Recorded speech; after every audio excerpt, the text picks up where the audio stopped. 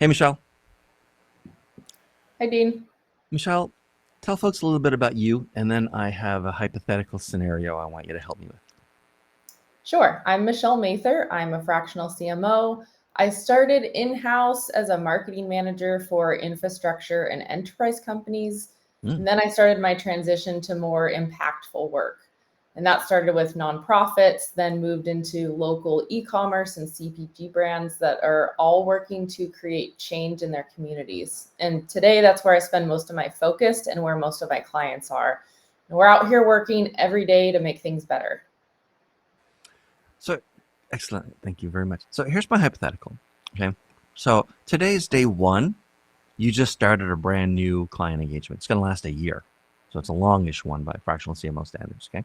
But today's day one. Tell me, like, one good thing that you're going to try to accomplish in the first 90 days, and tell me one bad thing that you're going to try to make the company stop doing if they're doing it in the first 90 days. One good, one bad. Sure. So, starting with the areas that I focus on even before the engagement is agreed upon, just to mention there, I always start with a question: what do you want your business or your brand to look at in a year's time? Because the clearer we are about how you want that to be, how you want that to look, the easiest thing is for us to make a plan to get there. And then we'll talk more in depth of what's working and, more importantly, what's not working, so that things don't feel stagnant and we have something to work with. So, sorry, can I have the questions in front of me, Oh, and that's okay. You're good. you kind of asked a different one. So I had my Yeah, notes together. it's okay.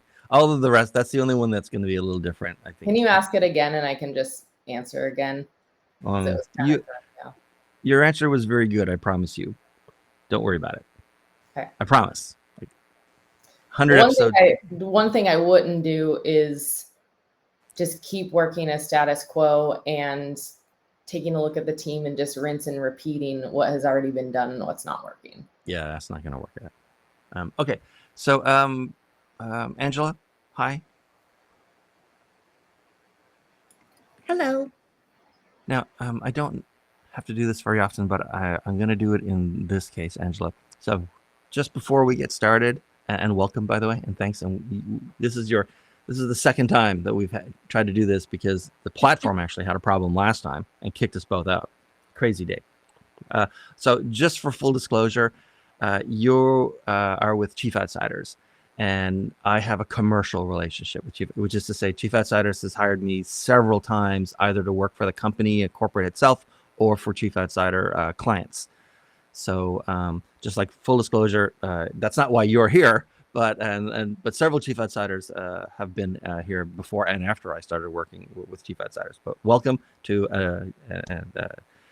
it's the if you could tell folks a little bit about you, and then talk about sort of something you try to accomplish or something you try to stop in the first 90 days when you start a new engagement. That'd be great. Sure. So, first, thank you for having me on the podcast. I'm Sure. happy to be here. Uh, I am a fractional CMO with Chief Outsiders. I'm actually a hybrid CMO, CSO because I have Hmm. both Chief Marketing Officer and Chief Sales Officer experience. So, I'm a little bit of a unicorn in my group. I've been working in the branding and marketing industry for over 30 years. I specialize in working with B2B mid-sized companies that are either experiencing stagnant, declining growth, or they're looking to ramp up quickly. My clients typically call me the brand detective because my superpower is helping them figure out what's working or not working and then helping them get over that hurdle and get to the next level. In terms of And your hypothetical for day right. one good thing that I would accomplish, I always like to look for quick wins. What are areas of opportunity where we can have a significant impact for a minimum amount of time or expense? That's where I always start on day one. And the bad thing that I typically make companies stop doing is usually spending money on something that's not working, which is part of that detective work that I do right away. All right. Um, let's stay inside our hypothetical, Angela, and then I'm going to ask Michelle the same question. I'm the CEO of this client company. Okay. Now, you've worked with more CEOs than I've worked with CMOs. And that's probably true with every client company you ever work with, right? And so tell me something as CEO, what's something that I should stop doing now that you're here? And what's something I should start doing now that you're here as, as in the CEO role? Yeah, great question. Oh, I'm sorry. Am I going or is Angela going? It's okay. Keep going. Oh, sorry. I thought that was coming back to me. So the way I've been able to see success is to limit the number of campaigns that we're focusing on. And I bring this into what's called a campaign prioritization tracker. And this helps us to laser focus our attention on, I say, what 1 to 2 marketing activities are actually going to move the needle. And that could be based on historical data and then using a system that allows us to rank these based on the number of resources this will require, and then comparing that with the estimated value or revenue that will generate as well. And then regular, consistent check-ins. Sometimes CMOs and CEOs don't meet regularly enough. I've seen that really adds to lasting relationships to make sure we're completely in step with one another on a weekly, monthly, and a quarterly basis. And Angela, how about you? What should the CEO start doing now that there's a fractional CMO there? And what should that CEO stop doing? Great question. So typically what I tell a CEO to stop doing is to stop focusing on the wrong KPIs. A lot of times CEOs are focused on KPIs that are tied to what I call checklist marketing. So I need 1 blog a week, I need 1 email a month, I need 5 LinkedIn posts a week. And that's not necessarily going to move the needle. But if we focus instead on leading indicators, what are the marketing strategies and tactics that are going to give us predictions into how successful sales and ultimately revenue that we realize is going to be achieved, that's a much better place for them to focus their time and energy. It gives them visibility into what's going on within their organization, and they can better guide and steer from a leadership perspective. Okay, good. Okay, so I've got some fill in the blank questions. I like these fill in the blank questions because they're very easy for me, much more work for you guys. So, Angela, here's my first one of these. Just all you have to do is finish the sentence for me. Many clients just don't understand what? How to properly use marketing technology to achieve their. Why is that? Because they typically buy a piece of software thinking it's going to solve a problem for them. Right. But if the strategy and the thinking, the support systems, the processes, the people that are behind that software are not dialed in and aligned, and we don't have very clear outcomes for what a positive use of that software looks like, it turns into a large expense that doesn't actually move the needle or produce the result that they were promised when they bought that software. Right, that makes sense. And Michelle, what do you think? Many clients just don't understand what? That marketing run right is a revenue center and not a cost center. Why do you say that? I've just seen this time and time again that marketing teams or roles get cut when revenue goals aren't met. And it's always frustrating to see this happen. Oftentimes I've had to come in and either build or rebuild whole marketing teams, and it takes time to get things running again. And if the fundamentals were kept in place, marketing would have continued to be an extension of sales in the way of maintaining a revenue stream from the different channels. And though I'm hopeful that a shift in realization is starting to happen, at least in my industry. Michelle, let's sort of stay with that for a second. So you talk to a lot of companies, right? It's the nature of the work when you're a fractional CMO. Is there something about a tool, a platform, a channel, an idea that you think companies, that your clients or companies like them, it's really overrated? They all want to do it, or they all think it's important, but it's overrated. And also, is there something that's sort of underrated or underappreciated that they'd be better served by if they just paid more attention to it? So, dealing with clients, what's overrated with them and what's underrated? Yes, I love this question. I would say overrated, and people may fight me on this, but social media. I will die on the hill of email marketing because it's a direct way that you can connect with your customer. Sure, people may not open an email, but it's guaranteed that it's going to their inbox. And people, I watch them dump so much time, effort, cost into, especially organic social, not paid social, just hoping that leads will come in and conversions will happen. And social media is, we all know it, a pay to play space now. So email marketing, I would say, is the most underrated form of keeping that authentic connection with the audience that wants to receive what you're selling or promoting. What's sort of underrated? What do you wish that clients esteemed more highly or paid more attention to that they just don't seem to these days? Right, just the strategy behind adding variety in your messaging of email marketing. It doesn't always have to be sell, sell, sell. I've seen some of the best and most profitable emails come from sharing an educational resource like a blog post, and that's brought in revenue from products that we weren't really pushing as far as sales in the first place. So I would say just diversifying your email marketing strategy and content has made a huge difference for many of my clients. All right, right on. And Angela, how about you? What do clients tend to overrate and what do they underrate?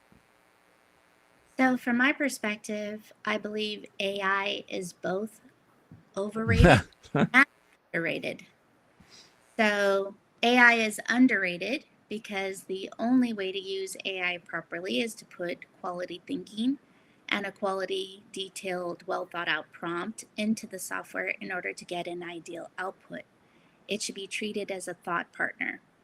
AI is also overrated because it cannot replace a quality resource like a copywriter or a designer or a strategist, but it can accelerate their ability to produce quality content. As the writer, I agree with that. Essentially, what it did was I used to have a handful of junior folks around the world that I would help and they would help me, and I don't really interact with any of them anymore. AI is enough of an assistant so that it doesn't write nearly as well as I do, but it sure takes care of the lower level stuff and first drafts in some cases, so that I can do way more with just a single person company. So I didn't arrive at that right away, but sure enough, over time it's worked out that way. Okay, so Angela, you're part of a collective really of over 100 CMOs. You know a lot of fractional CMOs. Here's a different hypothetical. Someone's been a full-time, regular, quote unquote, corporate CMO for the last 10 years. For whatever reason, they just thought it was a great idea, or they just really wanted to get out of corporate, or their company asked them or invited them not to return to work anymore. So today's day one of them being a fractional CMO. Just finish this sentence for me. A fractional CMO starting today is going to be surprised by what? How much competition there is. Yeah. With people saying they do fractional CMO work, but have varying levels of experience and ability. So hard to differentiate or stand out because there's just so many people. Well, and it's also hard. And junior people. Yeah, it's hard for your prospective customer to buy you as a resource versus someone else because they don't do the work that we do. A CEO that is trying to hire a fractional CMO is going to be challenged with telling the difference between the different CMO resources that they're looking at. And also, there are a lot of people who are not fractional CMOs that are saying they're fractional CMOs and misrepresenting their experience or their ability. Yeah, there's a part in every one of my clients, because I'm not a fractional CMO, right? I'm more of like a outbound or direct response or hunter type copywriter as opposed to like content writer. There's a part of my workshop everyone has to go through where we talk about messaging, and we get to a point where we're like, what we're going to say, like what's sort of the angle here. And what I tell them is, you can't say anything. At least the first thing you say to any market, it has to be something that your competitors either can't say or won't say. Because most companies say the same thing first. And the prospect doesn't know any of you, gives everyone the benefit of the doubt, and thinks that you're like, oh, you're number one, or you're the best. Okay, yeah, okay. You're really experienced at X, and this other person says they are. I guess you both are. So yeah, very hard to stand out. And Michelle, what do you think? What sort of what would you say to someone who became a fractional CMO today and wants your advice? They're going to be surprised or shocked by what? My answer is a bit different, but I would Yeah. say that you are in the driver's seat and that you have the power to make the decision on whether or not to work with or continue to work with a certain brand or business. Now, we don't always have the luxury of picking and choosing depending on everyone's situation, but Right. realizing that you can always make a change if it's not fulfilling you or if it's feeling aligned, and your experience alone will allow you to continue to pitch yourself and show value to other businesses or brands that may already be waiting to work with you. So unlike what often is the reality in a corporate job kind of situation, now you can say no. And if you said yes, but kind of shouldn't have said yes, you can fire a customer. And sometimes you should, I guess. Right? Okay. So one of the beauties of this format we have here is that guests are essentially random in that, we record on Thursdays, there's like X number of time slots, but guests pick their own time slot, which means that who you end up paired with, completely random. So you end up paired with a fractional CMO that you very likely never met. You don't overlap much or at all. And it's almost like you're in an elevator with like another fractional, like what are the odds? And so this is season 6. And so in season 6, we let the guests ask the other fractional CMO and vice versa any question you want. So, Angela, you're like now in this venue, and you're in this sort of cubicle kind of with another fractional CMO. What question would you ask, or do you want to ask from Angela? Do you want me to ask the question? Ask her. Yeah. I'm taking a break. You guys are going to ask each other one question each. Great. So I'm curious how the current economy and what's going on politically is impacting your clients right now. That's a great question. Thank you for that. It's been strange that last year felt that clients and different companies were pulling back their spend on marketing strategy, marketing in general, and this year feels like it's almost ramped up and people are getting the pieces in place to be very successful with new marketing campaigns, etc. So I personally, just with the brands that I work with, haven't felt a pullback in budget or resource allocation. It's ramped up, I would say, even more so than the last like 3 to 5 years. So not what I expected at all, I'll say that. Right on. And then Michelle, what question would you want to ask? Sure. I'm interested in hearing what is the biggest challenge you personally run into as a fractional CMO, and what did you do to overcome that challenge? That's a great question. The biggest challenge that I run into personally is that typically when you go into an organization as a fractional resource, you're treated a little bit differently than if you went in as a vendor, because as a vendor, you're being brought in more like an order taker, but as a fractional CMO, you're joining the C-suite, you're in the leadership team meetings. The challenge that I have been running into, and it's tricky to navigate, is that sometimes the person that or the entity that brings me into the organization is not the CEO. So maybe I'm being brought in by a business coach or private equity or an investment bank or someone on the board of directors. So I have to report to multiple people regarding what's going on in terms of transparency and keeping them up to speed. And I need to be able to communicate clearly and partner with the CEO to help them accomplish the goals for the organization, and balancing all of those people and all those agendas and priorities is tricky. Thank you. Hey, so I have a question. It's I'm gonna add a question here because I was about to like have you guys help me with my outro, but I think I want to ask one more question because you're in like very different like types of businesses, even though you're in the same role. So we can start with Michelle and then go to Angela. Has the process of finding clients changed over the last few years? Is there anything different about it today in like your own situation versus what it was a few years ago? Back to what Angela mentioned earlier, it's Mm-hmm.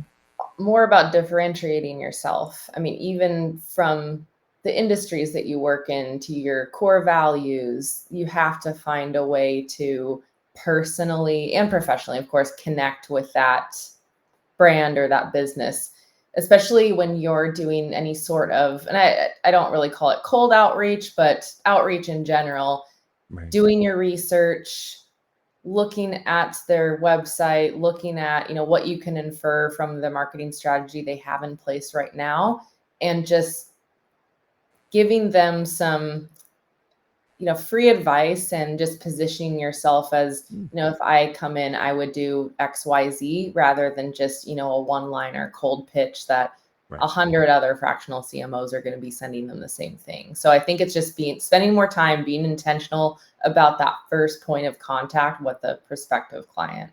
So putting more like legwork really into the Mhm. the beginning of the process. Yeah, absolutely.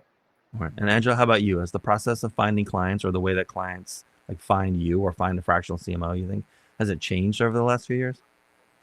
Absolutely.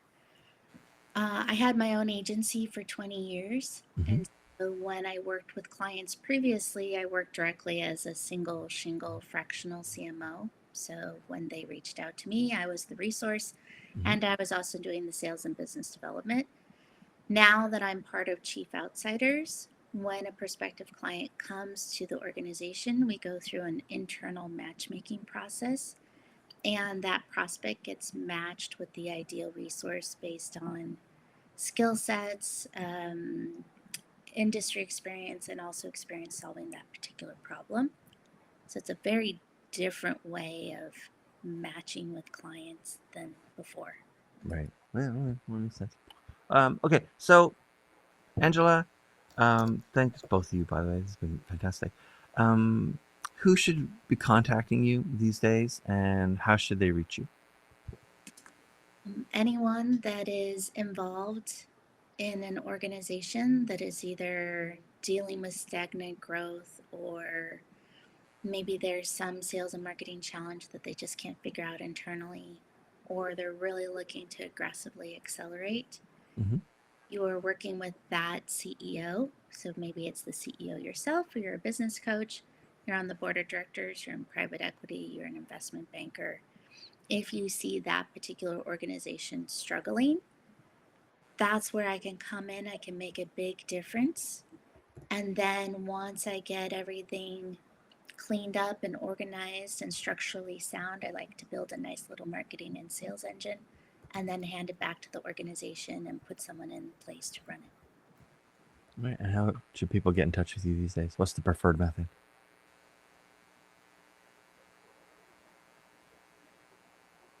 My preferred method would be probably just going to my LinkedIn profile, which is in Mm-hmm. my. So LinkedIn.com/IN/ that's an interesting one. INCITRIO. Correct. Right on. That's Thank for the you. audio folks. Not everyone watches the videos, but and then Michelle, how about you? Who should be contacting you these days, and how should they do it? Sure. In my intro, I said I work more specifically with impact-focused brands, and every brand and business wants to have an impact, of course, but more specifically, those that have a focus on environmental, social justice issues, or give a portion of their proceeds back to one of those causes, and even those that really are having an impact on their local community.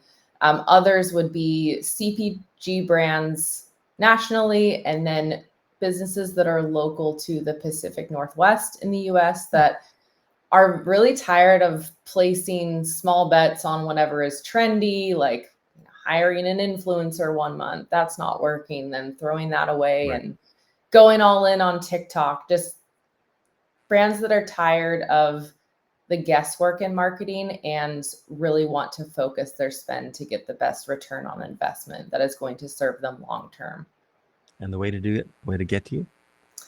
Easiest way is going to my website, and that's linked in my title as well, michellemayther.com. All right. Mayther. Yes, thank you.